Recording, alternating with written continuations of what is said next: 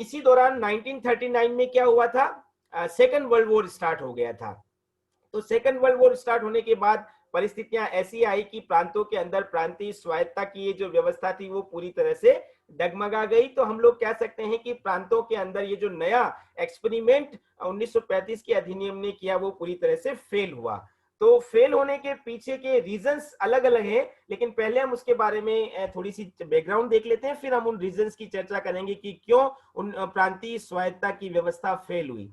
हम लोग ये कह सकते हैं कि भले ही प्रांतीय स्वायत्तता के अंदर कांग्रेस ने एक लंबे संघर्ष के बाद मंत्रिमंडल का निर्माण किया, लंबा संघर्ष जो भी हमने देखा कि कैसे उन्होंने बहुमत के बाद मंत्रिमंडल बनाने से मना कर दिया, फिर गांधी जी का क्या सजेशन आया, फिर गवर्नर जनरल ने क्या एश्योरेंस दिया, तो वो एक लंबा जो संघर्ष चला राइट्स को यूज करने का, उसके बाद कांग्रेस ने मंत्रिमंडल बना भी लिया और सफलता से कुछ समय तक शासन भी किया। लेकिन कांग्रेस के द्वारा ये शासन करने के बाद हम लोग ये कह सकते हैं कि ये जो अथॉरिटी का ट्रांसफॉर्मेशन हुआ, सत्ता का हस्तांतरण कहां से कहां पर, ब्रिटिश रूलर से इंडियन रिप्रेजेंटेटिव के अंदर, तो ये जो सत्ता का हस्तांतरण हुआ और जिसमें गवर्नर से ये उम्मीद की गई कि वो कॉन्स्टिट्यूशनल हेड के रूप में अपना रोल निभाएगा। क्यों कॉन्स्टिट्यूशनल हेड के रूप में? क्योंकि सारा काम कौन करेगा, भारतीय मंत्री करेंगे, और गवर्नर प्रांतों में क्या होगा, संवैधानिक अध्यक्ष रहेगा। लेकिन ये दोनों ही स्थिति एक भ्रम की स्थिति थी, क्योंकि सत्ता का हस्तांतरण केवल सैद्धांतिक तौर पर हुआ था, अभी भी इनडायरेक्ट कंट्रोल ब्रिटिशर्स के पास में था, और गवर्नर ने भी कॉन्स्टिट्यूशनल हेड की भूमिका नहीं निभाई, बल्कि एक्चुअल में वो कंट्रोल कर रहा था प्रांतों के विषयों पर, प्रांतीय कार्यपालिका को भी और प्रांतीय विधानमंडलों को भी। तो ये हम लोग देख सकते हैं इस तरह की परिस्थितियां वहां पर थी। और इसी समय 1939 के अंदर सेकेंड वर्ल्ड वॉर जब स्टार्ट हुआ, तो ब्रिटिश एम्पायर ने ब्रिटेन के हितों को ध्यान में रखते हुए भारत की सेना को इन्वॉल्व कर दिया सेकेंड वर्ल्ड वॉर के अंदर। मतलब भारत तो एक इंडिपेंडेंट सॉवरन स्टेट था ही नहीं, न तो हम संप्रभु राज्य थे, न हमारे अपने कोई हित थे। तो इसलिए भारतीय लोग क्या चाहते थे कि द्वितीय विश्व युद्ध में हमारे को शामिल नहीं किया जाए, लेकिन बिना इंडियन लीडर्स के एडवाइस के, मतलब किसी भी भारतीय नेता से सलाह मशवरा किए बगैर, उनसे डायलॉग किए बगैर इंडिया की सेना को ब्रिटिश एम्पायर ने सेकेंड वर्ल्ड वॉर के अंदर झोंक दिया। तो उससे नाराज होकर जितने भी प्रांतों में कांग्रेस के मंत्रिमंडल थे, उन्होंने रेजिग्नेशन दे दिया। तो आप ये देखिए, 2 वर्ष बाद ही हम लोग कह सकते हैं सेकेंड वर्ल्ड वॉर के बाद में जो मंत्रिमंडल बने थे प्रांतीय स्वायत्ता के तहत, उन्होंने ब्रिटिश पॉलिसीज का अपोज करते हुए रेजिग्नेशन दे दिया। तो ये इंसिडेंट क्या शो करता है कि जो नई व्यवस्था इंप्लीमेंट की गई थी, उसको एग्जीक्यूट करने का समय ही नहीं मिला और सही परिस्थितियां ही नहीं आई, तो ये व्यवस्था चल ही नहीं सकी। तो ये असफलता का जो वो है स्थिति, स्टेटस, वो हम लोग यहाँ पर देख सकते हैं।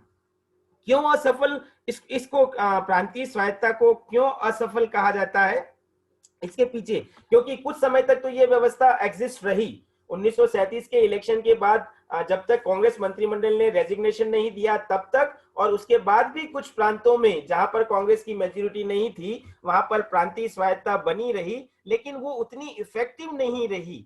तो उसके पीछे क्या कारण थे, उन कारणों को हम यहाँ पर देखने जा रहे हैं। सबसे पहले हम देखते हैं, सबसे पहला रीजन कि क्यों फेल्योर रहा ये ऑटोनॉमी का, प्रोविंसेस को जो ऑटोनॉमी दी गई थी वो सिस्टम क्यों फेल्योर रहा। तो पहला था जो ब्रिटिशर्स का रोल था, जो ब्रिटिश शासकों की भूमिका थी, वो सही भूमिका नहीं थी। प्रांतीय स्वायत्ता में क्या कहा गया कि हम रेस्पॉन्सिबल गवर्नेंस इस्टेब्लिश करना चाहते हैं, इसीलिए प्रांतों को आजादी दे रहे हैं, स्वतंत्र बना रहे हैं, उनको उनके विषयों पर काम करने की छूट दे रहे हैं।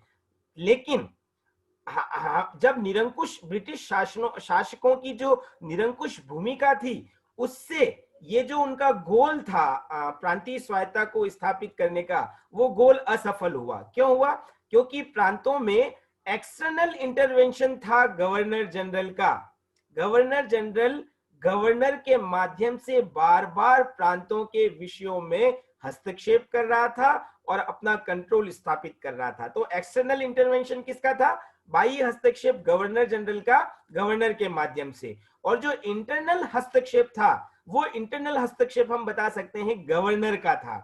मतलब प्रांतों में गवर्नर को कॉन्स्टिट्यूशनल हेड के रूप में एस्टेब्लिश करने की कोशिश की गई थी इस एक्ट के द्वारा, लेकिन गवर्नर ने संवैधानिक अध्यक्ष की भूमिका नहीं निभाई, बल्कि वास्तविक अध्यक्ष की भूमिका निभाने की कोशिश की।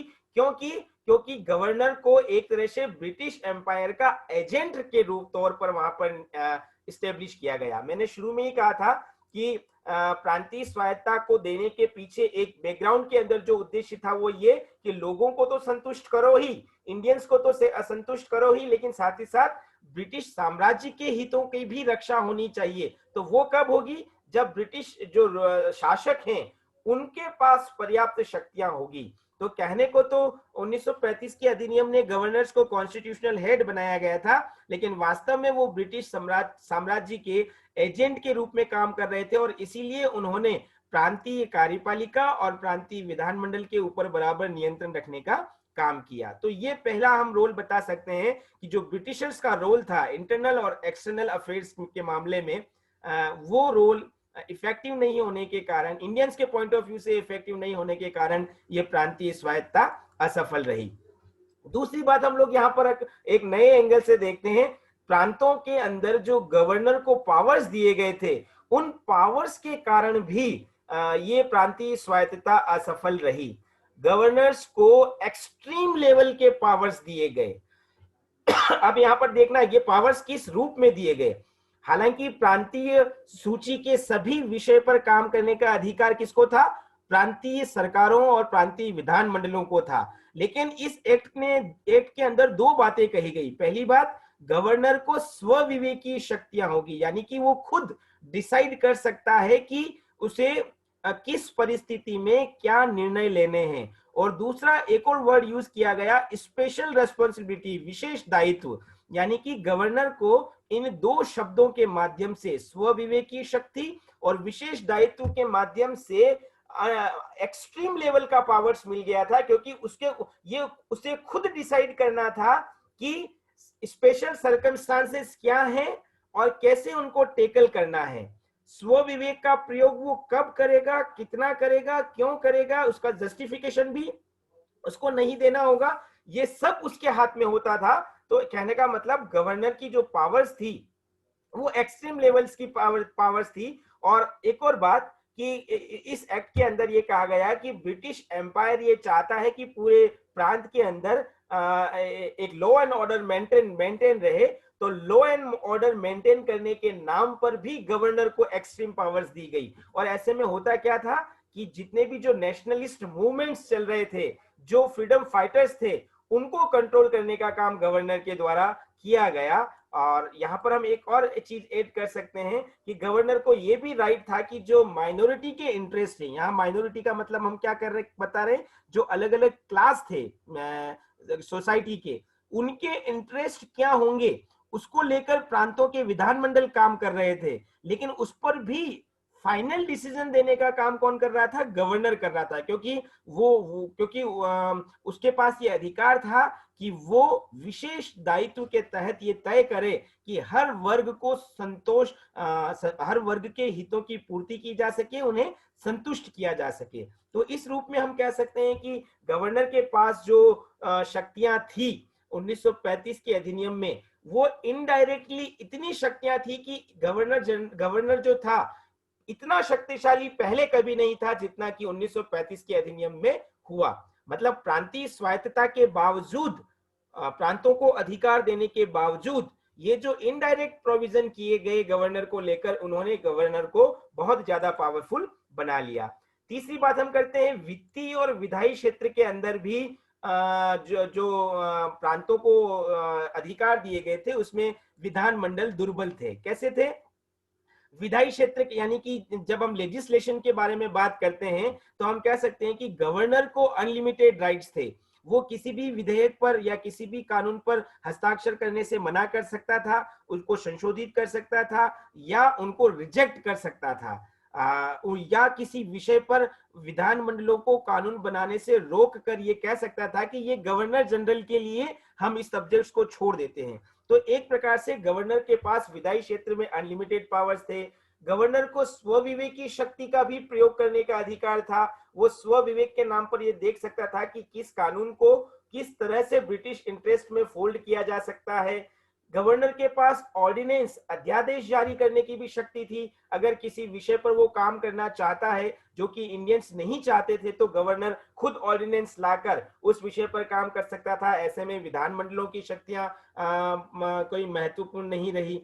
फिर अगली बात, गवर्नर को इस एक्ट ने यह भी प्रावधान दिया कि वो कॉन्स्टिट्यूशन को पोस्टपोन कर सकता है, उसको स्थगित कर सकता है। यानी कि जब गवर्नर को ये लगता है कि लॉ एंड ऑर्डर सही मेंटेन नहीं हो रहा है, तो वो ये प्रांतीय स्वायत्ता के सारे विषयों को स्थगित करके सारे पावर्स अपने हाथ में ले सकता था। तो कहने का मतलब लेजिस्लेशन के जो क्षेत्र हैं उस एरिया के अंदर गवर्नर को एक्सट्रीम लेवल के पावर्स थे। तो प्रांतीय स्वायत्ता होते हुए भी भारतीय मंत्री और भारतीय प्रतिनिधि सही तौर पर काम नहीं कर पाए। और इसी तरह से जब हम फाइनेंस रिलेटेड मैटर की बात करते हैं तो बजट पर भी कंट्रोल किसका था? बजट पर कंट्रोल भी गवर्नर का था। दो प्रकार की जो हेड्स बजट के अंदर अलग अलग हेड्स होते हैं, एक वोटेबल और एक नॉन वोटेबल, सापेक्ष और निरपेक्ष।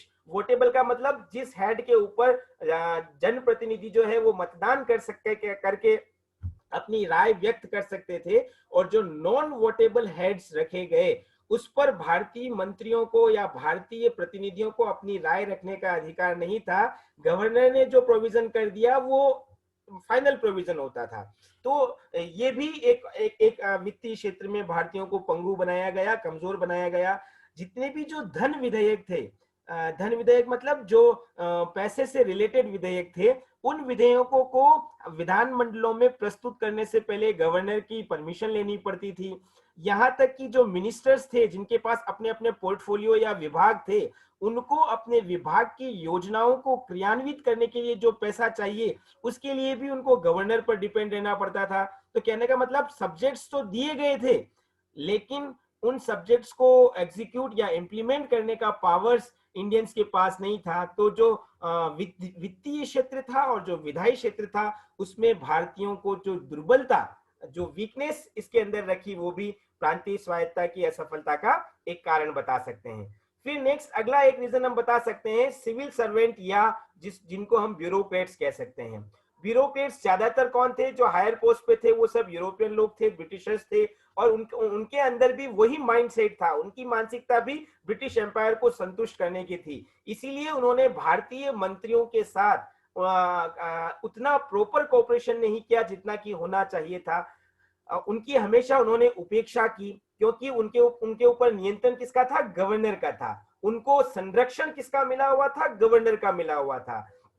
कहने को तो ये सारे मिनिस्टर्स ये सारे ब्यूरोक्रेट्स या सिविल सर्वेंट्स मंत्रियों के अधीन थे। हर विभाग के अधीन कुछ ब्यूरोक्रेट्स और सेक्रेटरी लेवल के जो ऑफिसर्स थे वो होते थे, लेकिन वो सुनते किसकी थे? गवर्नर की सुनते थे। और जब कभी कोई डिसिप्लिनरी एक्शन लेने की बात मिनिस्टर्स करते, तो गवर्नर के द्वारा उनको प्रोटेक्ट कर लिया जाता, उनका फेवर कर लिया जाता। तो वो और ज्यादा उनका जो एटीट्यूड था वो इंडियन मिनिस्टर से अगेंस्ट में जाता था। तो ये जो सिविल सर्वेंट्स का जो कॉन्सेप्ट, जो एटीट्यूड था, उसके कारण भी इंडियंस मिनिस्टर्स प्रॉपर वे में अपनी पॉलिसीज को, अपने फंक्शंस को एग्जीक्यूट नहीं कर पाए। तो हम कह सकते हैं कि प्रांतीय स्वायत्ता होते हुए भी वो पूरी तरह से सफल नहीं हुई।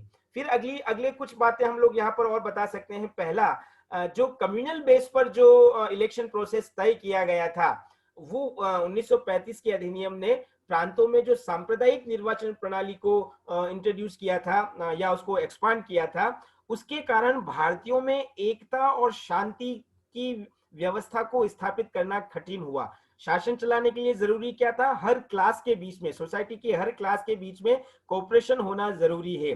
लेकिन सांप्रदायिक निर्वाचन प्रणाली के आधार पर भारत के अंदर ही हिंदू, मुस्लिम या अलग अलग वर्गों के बीच में जो था एक द्वेष कटुता उत्पन्न हुई, जिसके कारण भी ये व्यवस्था प्रभावी तौर पर संचालित नहीं हो पाई। फिर हम दूसरी बात कह सकते हैं कि 1935 के एक्ट ने जो वोटिंग राइट्स दिया था वो या तो प्रॉपर्टी के बेस पर दिया था या एजुकेशन के बेस पे दिया था, या जो लोग टैक्सेस पे कर रहे हैं उनको ही वोटिंग राइट्स दिया था। तो जो लिमिटेड वोटिंग राइट्स था, जिसको हम सीमित मताधिकार के नाम से समझ सकते हैं, उसके कारण ये जितने जो रिप्रेजेंटेटिव इंस्टीट्यूशंस थे विधानमंडल प्रांतों में, वो प्रॉपरली रिप्रेजेंटेटिव नहीं हो पाए, उनमें जनता के हर वर्ग का प्रतिनिधित्व नहीं हो पाया। इसीलिए हर वर्ग को संतुष्ट करने का प्रयास भी इन विधानमंडलों के माध्यम से नहीं हुआ। तो ये एक और रीजन हम बता सकते हैं। फिर हम तीसरा एक और रीजन बता सकते हैं कि जिन जिन प्रोविंसेस के अंदर कांग्रेस मेजोरिटी के अंदर थी और जहां कांग्रेस के लीडर्स पावरफुल थे, वहां पर तो गवर्नर ने कुछ हद तक ये स्वीकार किया या भारतीयों को शासन करने का स्वतंत्र रूप से अधिकार मिला। लेकिन जिन प्रांतों में कांग्रेस बहुमत में नहीं थी, उन प्रांतों में गवर्नर ने अपनी मनमानी ज्यादा की और इसीलिए उन प्रांतों के अंदर ये व्यवस्था पूरी तरह से असफल रही। तो ये कुछ कारण थे जिसके आधार पर हम कह सकते हैं कि भारत के अंदर प्रांतीय शासन, प्रांतीय स्वायत्ता की व्यवस्था असफल रही।